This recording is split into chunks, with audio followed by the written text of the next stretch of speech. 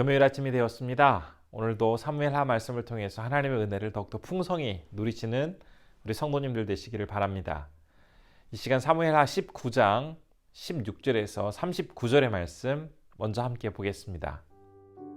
바후림에 있는 베냐민 사람 게라의 아들 시므이가 급히 유다 사람과 함께 다윗 왕을 맞으러 내려올 때 베냐민 사람 1000명이 그와 함께하고 사울 집안의 종 시바도 그의 아들 15과 종 20명과 더불어 그와 함께하여 요단강을 밟고 건너 왕 앞으로 나아오니라.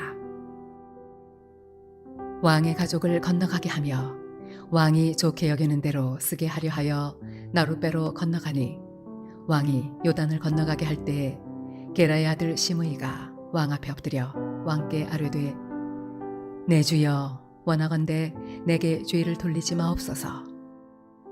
내 주 왕께서 예루살렘에서 나오시던 날에 종의 패역한 일을 기억하지 마시오며 왕의 마음에 두지 마옵소서. 왕의 종 내가 범죄한 줄 아옵기에 오늘 요셉의 온 족속 중 내가 먼저 내려와서 내 주 왕을 영접하나이다 하니 스루야의 아들 아비새가 대답하여 이르되 시므이가 여호와의 기름 부으신 자를 저주하였으니 그로 말미암아 죽어야 마땅하지 아니하니이까 하니라.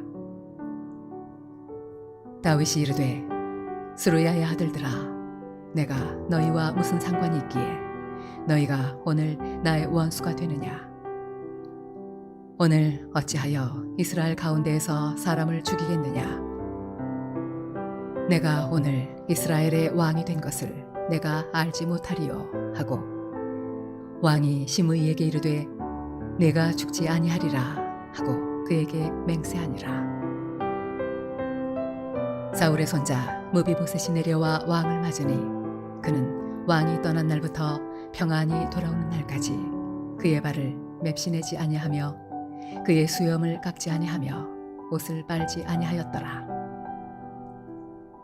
예루살렘에서 와서 왕을 맞을 때에 왕이 그에게 물어 이르되 무비보셋이여 네가 어찌하여 나와 함께 가지 아니하였더냐 하니 대답하되 내 주 왕이여 왕의 종인 나는 다리를 절므로 내 나귀에 안장을 지워 그 위에 타고 왕과 함께 가려 하였더니 내 종이 나를 속이고 종인 나를 내 주 왕께 모함하였나이다. 내 주 왕께서는 하나님의 사자와 같으시니 왕의 처분대로 하옵소서. 내 아버지의 온 집이 내 주 왕 앞에서는 다만 죽을 사람이 되지 아니하였나이까.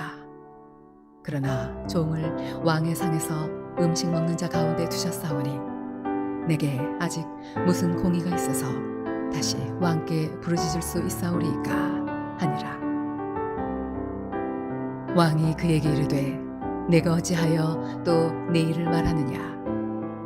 내가 이르노니 너는 시바와 밭을 나누라 하니 무비보셋이 왕께 아뢰되 내 주 왕께서 평안히 왕궁에 돌아오시게 되었으니 그로 그 전부를 차지하게 하옵소서 하니라. 길르앗 사람 바르실레가 왕이 요단을 건너가게 하려고 로글림에서 내려와 함께 요단에 이르니 바르실레는 매우 늙어 나이가 80세라. 그는 큰 부자이므로 왕이 마하나임에 머물 때에 그가 왕을 공개하였더라. 왕이 바르실레에게 이르되 너는 나와 함께 건너가자. 예루살렘에서 내가 너를 공개하리라. 바르실레가 왕께 아뢰되 내 생명의 날이 얼마나 있사옵기에 어찌 왕과 함께 예루살렘으로 올라가리이까. 내 나이가 이제 80세라. 어떻게 좋고 흉한 것을 분간할 수 있사오며 음식의 맛을 알 수 있사오리이까. 이 종이 어떻게 다시 노래하는 남자나 여인의 소리를 알아들을 수 있사오리이까. 어찌하여 종이 내 주 왕께 아직도 누를 끼치리이까. 당신의 종은 왕을 모시고 요단을 건너려는 것뿐이거늘 왕께서 어찌하여 이 같은 상으로 내게 갚으려 하시나이까.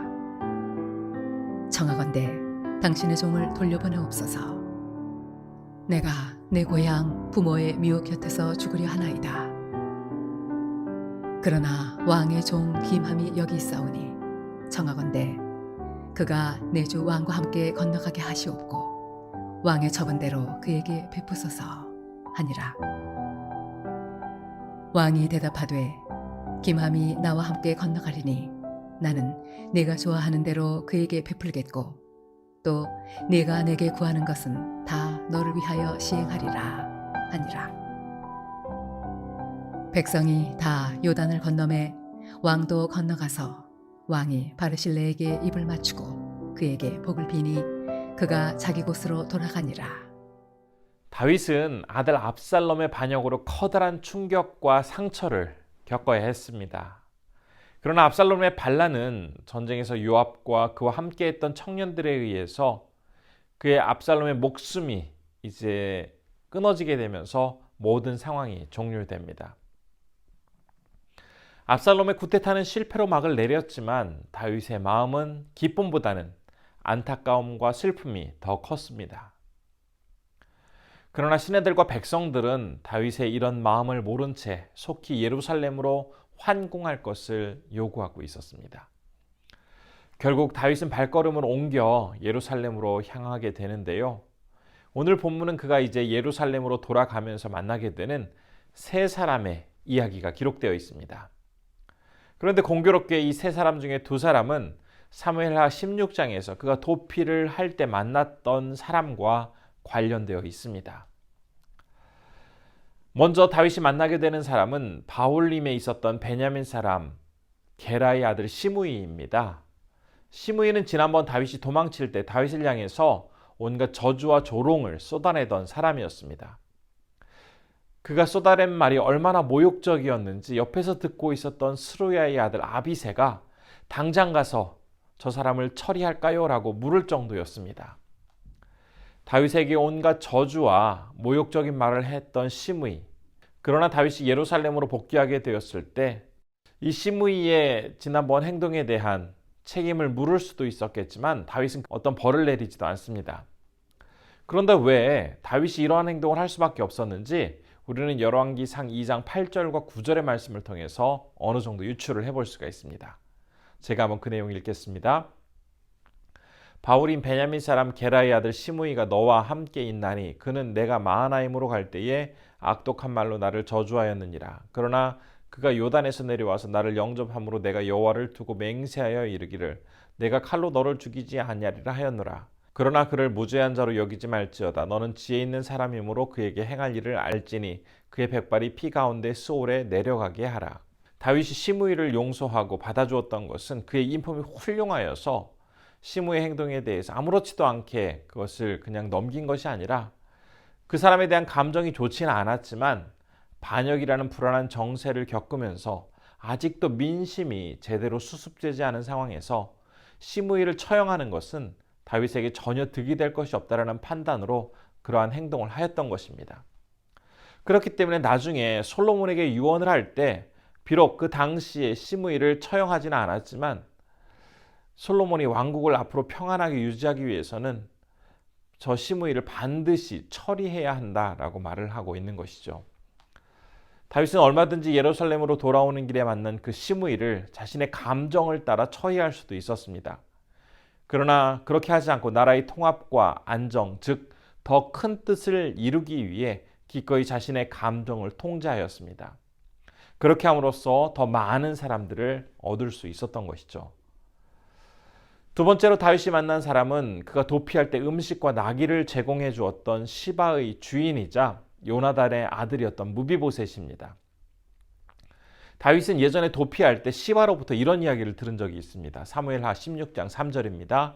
왕이 이르되 내 주인의 아들이 어디 있느냐 하니 시바가 왕께 아뢰되 예루살렘에 있는데 그가 말하기를 이스라엘 족속이 오늘 내 아버지의 나라를 내게 돌리리라 하나이다 하는지라.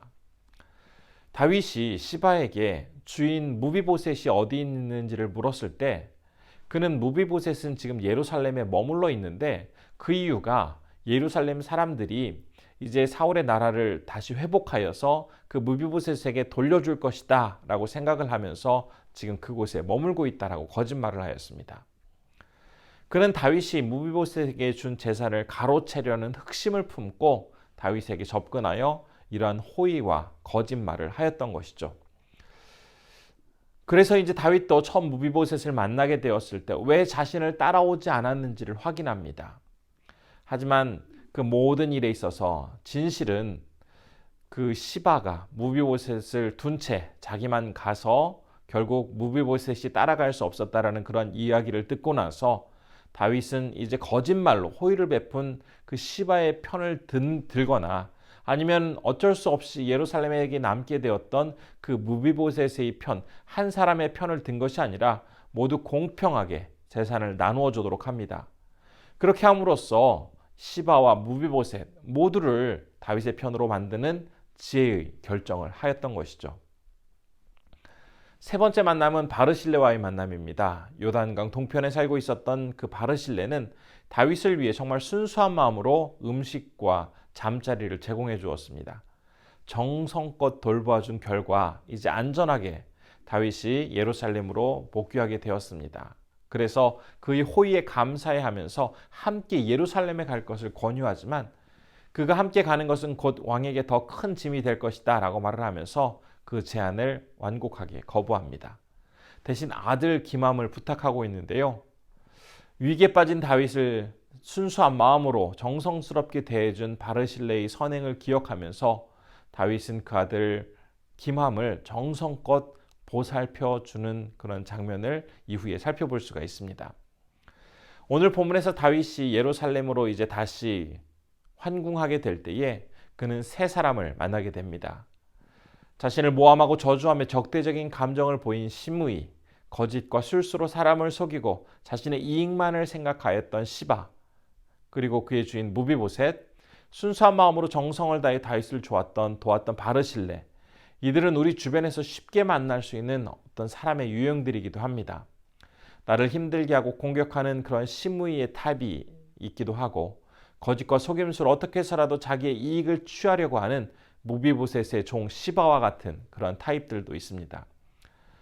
또한 묵묵히 나를 지지해주고 도와주고 믿어주면서 함께하는 바르실레의 타입도 우리 주변에는 있습니다. 어떤 조직, 장소, 어떤 모임을 막론하고 이런 크게 세 종류의 사람들은 반드시 함께 존재하고 있습니다. 그런데 오늘 말씀에서 다윗은 자신에게 정성껏 대해준 바르실레뿐만 아니라 적대적이었던 시므이, 거짓과 속임수의 명수였던 시바까지도 모두 그 사람들을 품음으로써 정말 한 나라의 임금으로서의 면모를 잘 보여주고 있습니다. 자신의 감정을 생각한다면 시므이나 시바는 품기보다는 오히려 어떻게 해서라도 처벌하고 쳐내야 한다는 것이 일반적인 사람들의 생각이겠지만 그러한 사람들조차도 함께 품고 가기 위해서 노력했던 이 다윗의 모습을 우리는 기억해야겠습니다. 그런데 다윗이 훌륭한 인격을 가지고 있기 때문에 자연스럽게 아무런 노력 없이 이 모든 사람들을 품을 수 있었던 것은 아닙니다. 아까 시므이와의 만남에서도 살펴본 것처럼 그도 사람이기에 서운하고 싫은 감정을 충분히 느꼈지만 하나님을 의지하면서 그분의 뜻대로 살아가기 위해서 하나님이 맡겨주신 그 일을 감당하기 위해서 자신의 감정을 절제하고 추스리는 모습을 우리는 볼 수가 있었습니다. 우리도 살아가다 보면 다른 사람과의 관계에서 감정이 상해서 더 이상은 그 사람과의 관계가 유지되지 않게 되는 경우를 참 많이 보게 됩니다.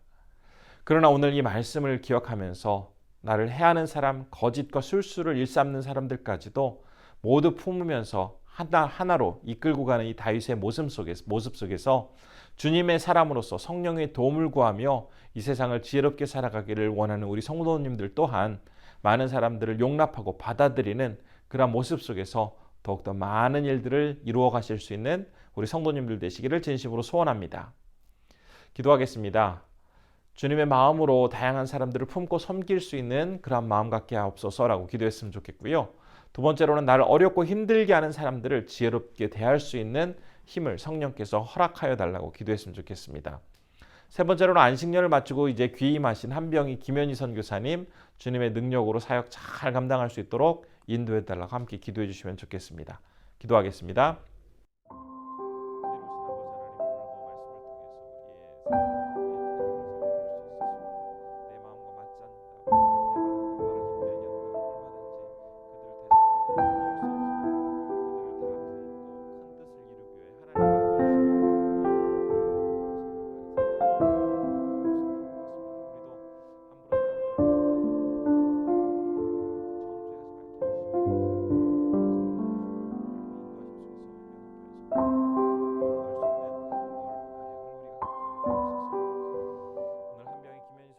존귀하신 아버지 하나님, 오늘도 주님의 인도하심 속에서 우리를 붙잡아 주심에 감사드립니다.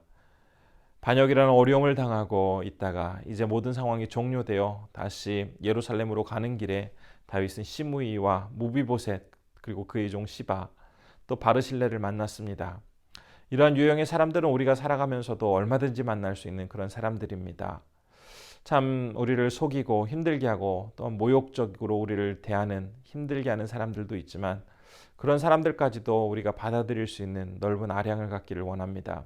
우리의 능력이나 우리의 힘으로 하는 것이 아니라 하나님께서 맡겨주신 그 일을 감당하기 위해서 우리의 감정도 잘 통제하고 또한 하나님의 인도하심과 능력 속에서 이것들을 그 사람들을 잘 어우러서 하나님의 일을 이루어갈 수 있는 더 넓은 사람이 될 수 있도록 우리를 붙잡아 주옵소서.